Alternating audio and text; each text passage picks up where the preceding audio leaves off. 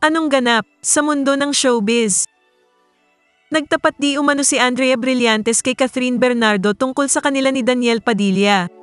Ayon sa artikulo ng pep.ph, 4 na source ang nagpatunay na sangkot si Andrea sa paghihiwalay ni na Catherine at Daniel at si Andrea mismo ang nag-confess ng nangyari.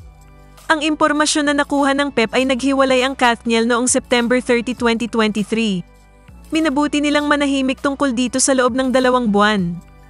Hanggang sa inannounce na nga nila ito sa kanilang IG account noong November 30 dahil pumutok na nga ang balita nang mabanggit ni OG Diaz ang issue sa kanyang YouTube channel.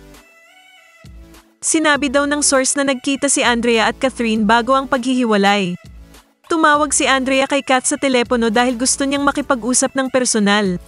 Nangyari ang meeting na ito ng madaling araw at si Andrea daw ay lasing.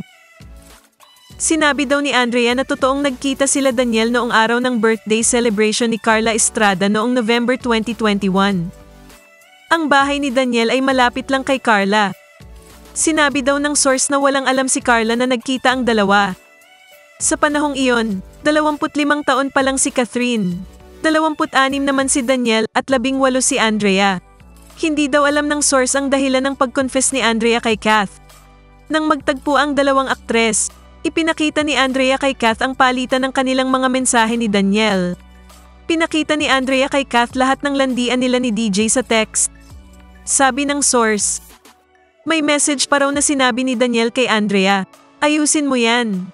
Ang tinutukoy umano ni Daniel ay yung sinabi ni Andrea na may taong nakakaalam tungkol sa kanilang pagkikita.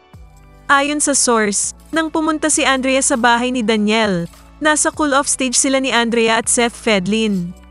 Sinabi ng source na natuluyang ngang maghiwalay sila Seth at Andrea dahil nalaman ni Seth na nagkikita sila ni Daniel.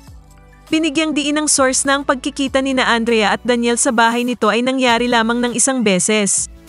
Kinumpirma ito ng 3 iba pang source. Dahil daw sa natuklasan ito ni Catherine, nagkaroon na ng lamat ang kanyang relasyon kay Daniel. Kaya pinili na nito na tapusin na ang kanilang relasyon. Mahal pa rin ni Kath si DJ pero ayaw na niya. Sinabi ng pangalawang source. Sinabi naman ng unang source na, enough is enough. Kung nagustuhan mo ang content na ito, huwag kalimutang mag-subscribe at i-click ang share, like, at mag-comment ng inyong opinion.